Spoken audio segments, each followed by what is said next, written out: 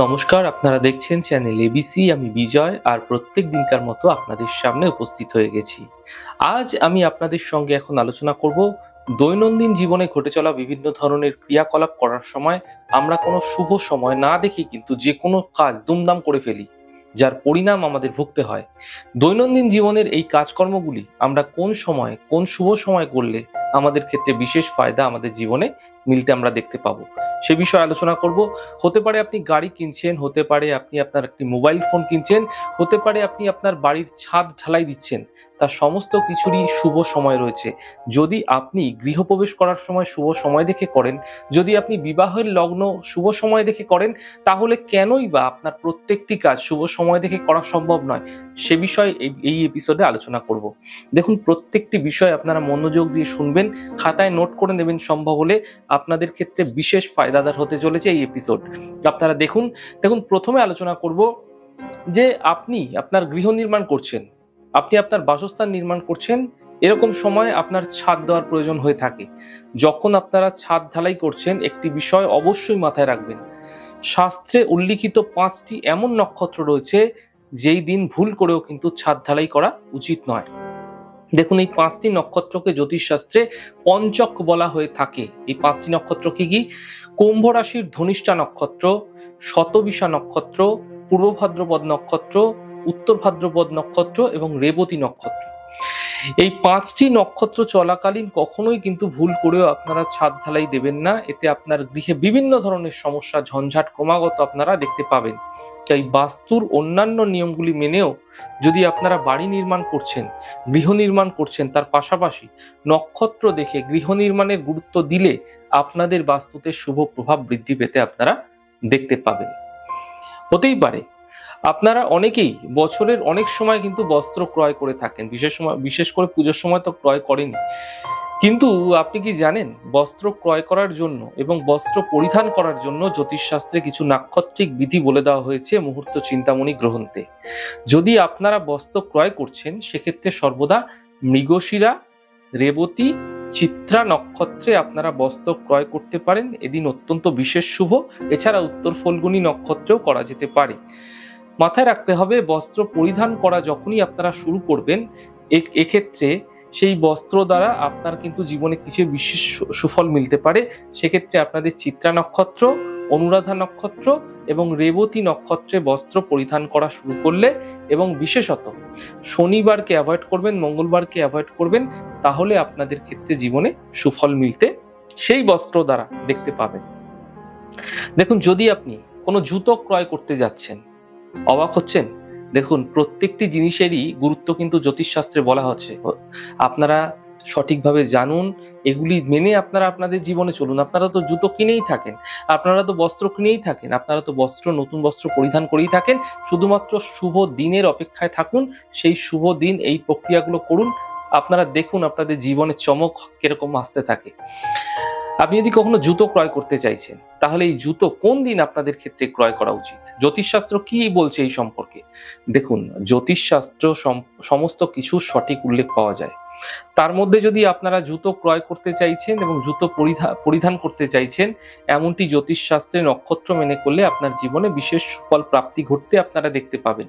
দেখুন, জুতো যখনই আপনারা ক্রয় করবেন, তা যেন চর নক্ষত্রযুক্ত দিন হয়, অর্থাৎ অশ্বিনী নক্ষত্র, পুনর্বসু নক্ষত্র, শ্রবণা নক্ষত্র এবং স্বাতী নক্ষত্র। এই 4টি দিনে আপনারা সর্বদা জুতো ক্রয় করবেন। মাথায় রাখতে হবে, এই 4টি দিন যখন আপনারা জুতো ক্রয় করছেন, চৌঘড়িয়াতে যেন কোনো রকম উদ্বেগ বা রাহুকাল না থাকে, এবং একই সময় যেন কোনো রকম স্থির লগ্ন না চলে।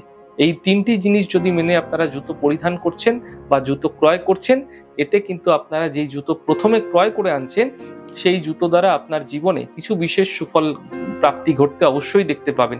দেখুন, জুতো পরে তো কেউ ঘরে বসে থাকে না, কোনো না কোনো বিশেষ কাজে যায়, কোনো না কোনো শুভ কাজে যায়। আপনারা দেখতে পাবেন আপনাদের জীবনে অগ্রগতি অবশ্যই হচ্ছে।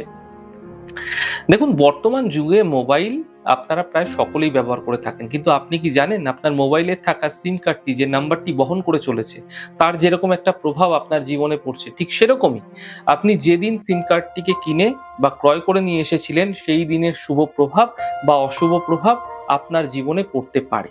তাই কোন দিন আপনাদের ক্ষেত্রে সিম কার্ড ক্রয় করা উচিত? যখনই আপনারা আপনাদের মোবাইলের সিম কার্ড ক্রয় করবেন সর্বদা যেন শ্রবণা নক্ষত্র হয় এবং হস্তা নক্ষত্র হয়, অথবা মৃগশিরা নক্ষত্রযুক্ত দিনেও কিন্তু সিম কার্ড ক্রয় করা যেতে পারে। এর মধ্যে শ্রবণা নক্ষত্র অত্যন্ত বিশেষ গুরুত্বপূর্ণ, কারণ শ্রবণা কথাটা এসছে শ্রবণ থেকে, অর্থাৎ এটি একটি চন্দ্রের নক্ষত্র, মকর রাশিতে অবস্থিত হয়ে থাকে। এই নক্ষত্রযুক্ত দিনে যদি আপনারা সিম কার্ড ক্রয় করছেন, অথবা হস্তা অথবা মৃগশিরা নক্ষত্রে করা যেতে পারে। এই সিম কার্ডের মাধ্যম দিয়ে আপনার জীবনে ব্যবসায়িক ক্ষেত্রে হতে পারে, আপনার অন্যান্য যে কোনো ক্ষেত্রে, প্রফেশনাল ক্ষেত্রে হতে পারে, যে কোনো ধরনের ক্ষেত্রেই হোক, আপনারা কিন্তু আপনাদের জীবনে বিশেষ সুফল লাভ করতে দেখতে পাবেন। মাথায় রাখতে হবে যেই সময় আপনারা এই সিম কার্ডটি ক্রয় করছেন, চৌঘড়িয়াতে কোনো রকম যেন কোনো অশুভ প্রভাব না থাকে এবং লগ্নটি যেন কোনোভাবে স্থির লগ্ন না চলে, এটি আমাদের মাথায় রাখতে হবে। এই মোবাইলের সিম কার্ডটি যে ক্রয় করছেন, তখন নক্ষত্র দেখে ক্রয় করলে আপনাদের ক্ষেত্রে ফায়দা মিলতে দেখতে পাবেন জীবনে। আপনি যদি বিশেষ করে ব্যবসায়ী হয়েছেন, আপনার ক্ষেত্রে প্রচুর ফোন আসার, প্রচুর কন্ট্যাক্ট আসার প্রয়োজন রয়েছে, এমন ক্ষেত্রে এগুলির প্রয়োগ করুন, ফায়দা মিলবে। দেখুন, যদি আপনি কোনো মামলা মোকদ্দমা করতে চাইছেন, কোনো ডিভোর্সের কেস হতে পারে, কোনো ডিভোর্সের কেস ফাইলিং হতে পারে, বা আপনার কোনো বিশেষ মামলা মোকদ্দমা রয়েছে তা আপনি করতে চাইছেন, সেক্ষেত্রে আপনারা সর্বদা উগ্র নক্ষত্রে করবেন। উগ্র নক্ষত্র দিন আপনারা মামলা করছেন, তো এতে আপনাদের মামলা মোকদ্দমা দ্রুত নিষ্পত্তি ঘটতে পারে।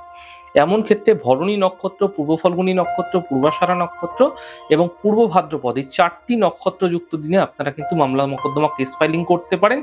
মাথায় রাখতে হবে লগ্ন যেন চর লগ্ন চলে যেই সময় করবেন, এবং এটাও মাথায় রাখতে হবে আপনাদের যে যেই সময় আপনারা কেস ফাইলিং করছে সেই সময় কোনো রকম যেন রাহুকাল বা কোন রকম অশুভ সময় যেন না থাকে, সেইগুলি দেখে আপনারা যদি করছেন, যাতে আপনারা ফায়দা নিষ্পত্তি দ্রুত ঘটতে দেখতে পাবেন।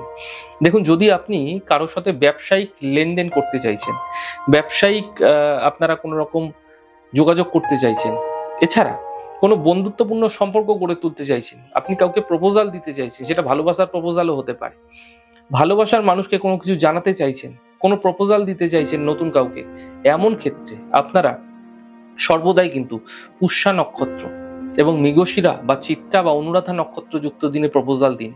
ব্যবসায়িক আলোচনা করুন, এতে আপনাদের ব্যবসায়িক আলোচনা ভালো হবে। আপনি কোনো প্রপোজাল দিলে সেই প্রপোজাল আপনাদের ক্ষেত্রে পজিটিভ দিক উন্মোচিত করবে।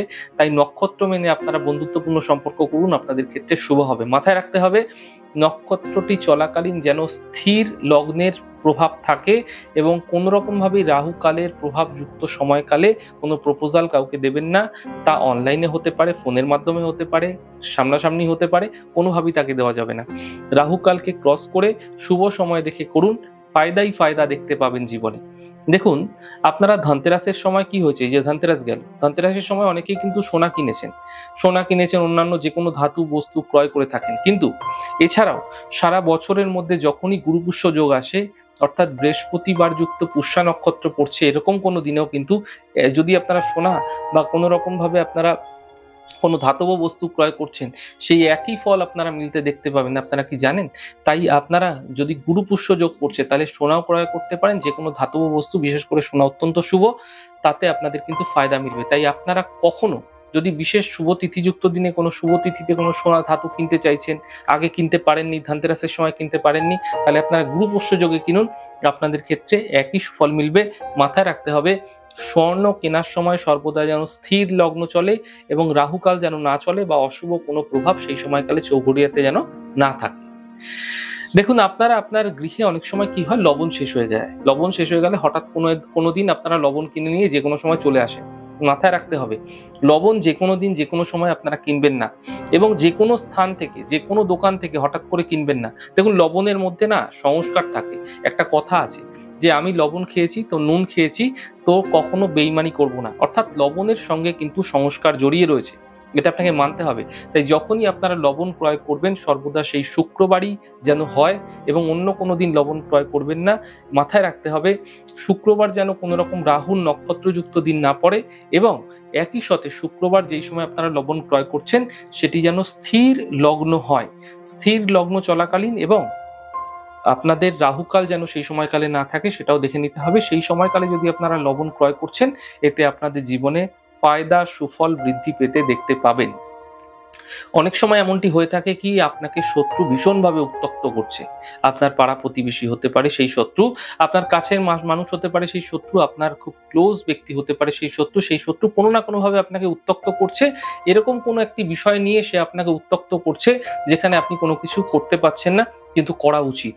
এরকম সময় এরকম যদি প্রয়োজন পড়ে যাচ্ছে যে শত্রুর সঙ্গে সামনাসামনি কথা বলে বিষয়টাকে মিটিয়ে নিতে হবে, সামনাসামনি কথা বলে একটা ঝামেলা ঝঞ্ঝাটের মাধ্যমে হলেও বিষয়টাকে মীমাংসা করে নিতে হবে। এমন ক্ষেত্রে আপনারা ভরণী নক্ষত্র, পূর্বাষাঢ়া নক্ষত্র, পূর্ব ফল্গুনী নক্ষত্র এবং পূর্ব ভাদ্রপদ নক্ষত্রযুক্ত দিনে মাথায় রাখতে হবে 4টি নক্ষত্রযুক্ত দিনে যেদিনকে পারিক যোগ পড়বে বা পরিক যোগ যাকে বলা হয়, পরিক যোগ যেদিনকে পড়বে সেই দিন শুভ সময় দেখে রাহুকালকে অ্যাভয়েড করে আপনারা যদি চরলগ্নে শত্রুর বিষয় কোনো অ্যাকশন নিতে চাইছেন, দ্রুত সমস্যার নিষ্পত্তি আপনারা ঘটতে দেখতে পাবেন।